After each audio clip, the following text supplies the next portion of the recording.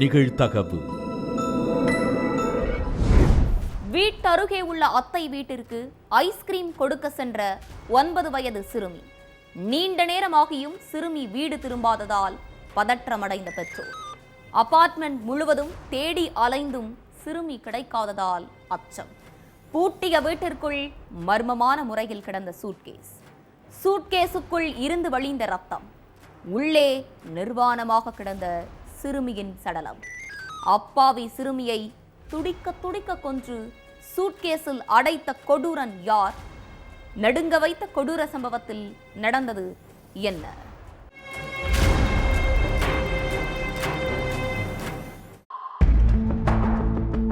இரவு 7 மணி இருக்கும். வீட்டில் உள்ள எல்லோரும் ஐஸ்கிரீம் வாங்கி சாப்பிட்டுட்டு இருந்திருக்காங்க. ஐஸ்கிரீம் அதிகமா இருந்ததால பக்கத்துல உள்ள அத்தை வீட்டுக்கு போய் ஐஸ்கிரீமை கொடுக்க போயிருக்காங்க 9 வயது சிறுமி. பக்கத்துல இருக்கிற அத்தை வீட்டுக்கு போயிட்டு வரதுக்கு இவ்வளவு நேரமானு சந்தேகப்பட்ட சிறுமியுடைய அப்பா தன்னுடைய தங்கச்சிக்கு ஃபோன் பண்ணி, பாப்பா என்ன பண்றா, விளையாடிட்டு இருக்காளான்னு கேட்டிருக்காரு.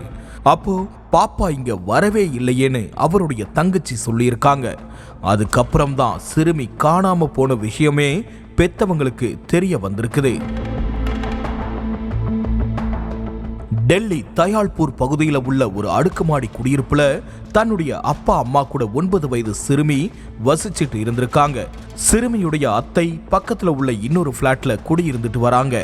அத்தை வீட்டுக்கு ஐஸ்கிரீம் கொடுக்கறதுக்காக போன சிறுமி ரொம்ப நேரமாகியும் வீடு திரும்பாததால பெற்றோர் அபார்ட்மெண்ட் முழுக்க தேடி அலைஞ்சிருக்காங்க. எங்க தேடியும் சிறுமி கிடைக்காததால அபார்ட்மெண்ட்ல உள்ள சிசிடிவி கேமராக்களை செக் பண்ணி பார்ப்போம்னு சொல்லி சிசிடிவி கேமரா காட்சிகளை செக் பண்ற ரூமுக்கு போயிருக்காங்க. இதுக்கிடையில கொஞ்ச நேரத்துக்கு முன்னாடி சிறுமியை ஒருத்தர் கூப்பிட்டுட்டு போறத பார்த்ததா அங்க உள்ள ஒருத்தர் சொல்லியிருக்காரு. எங்க பாத்தீங்க, எப்ப பாத்தீங்கன்னு சிறுமியுடைய அப்பா பதற்றத்தோட கேட்டிருக்காரு.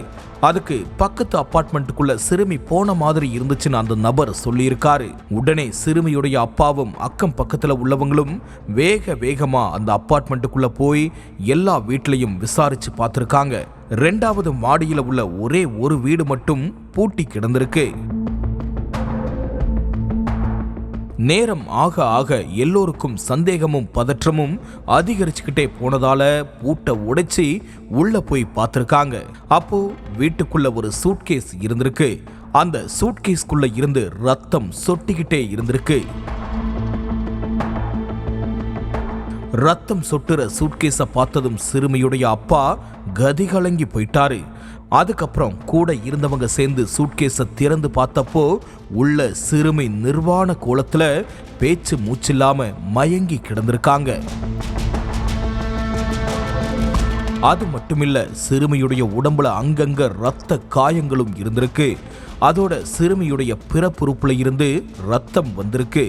இதெல்லாம் பார்த்து பதறி போன சிறுமியுடைய தந்தையும் போலீஸ்காரங்களும் வேகமா சிறுமியை மீட்டு ஹாஸ்பிட்டலுக்கு கூப்பிட்டுட்டு போனாங்க. ஆனா சிறுமியை பரிசோதனை பண்ண மருத்துவர்கள் சிறுமி ஏற்கனவே உயிரிழந்துட்டதா சொல்லியிருக்காங்க. அதோட சிறுமியை அடிச்சு துன்புறுத்தி பாலியல் வன்கொடுமைக்கு உள்ளாக்கி இருக்கிறதாவும் சொல்லியிருக்காங்க. ஏராளமான மக்கள் குடியிருக்கிற ஏரியாவில் சிறுமியை கடத்திக்கிட்டு போய் பாலியல் வன்கொடுமை செஞ்சு துடிக்க கொன்னு உடலை சூட்கேஸ்குள்ள அடைச்சது யாருங்கிறத கண்டுபிடிக்க போலீஸ் தீவிர விசாரணையில இறங்கினாங்க.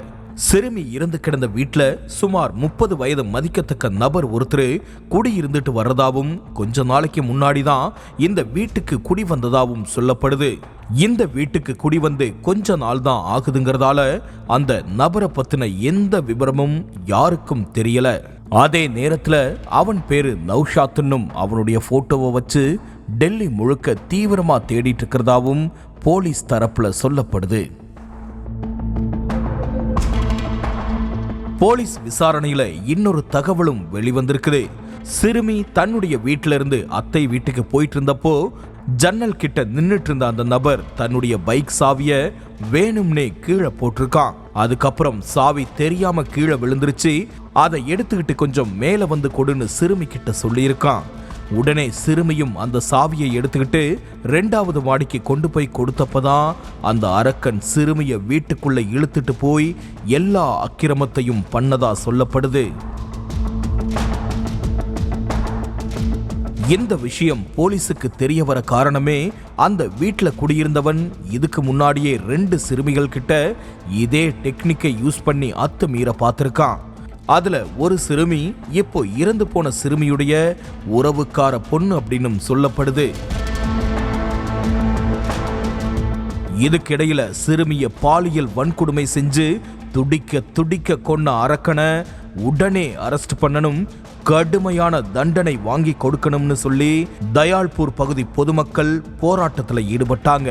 போலீஸ்காரங்க எவ்வளவோ சமாதானப்படுத்தியும் மக்கள் ஆவேசமா முழக்கமிட்டதால அந்த ஏரியாவுல பெரும் பரபரப்பே ஏற்பட்டுச்சு.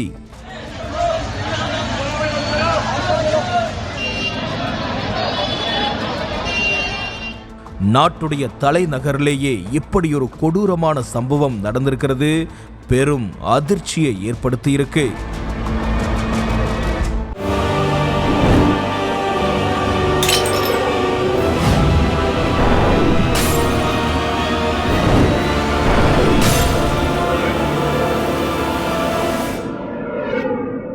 நிகழ்தகவு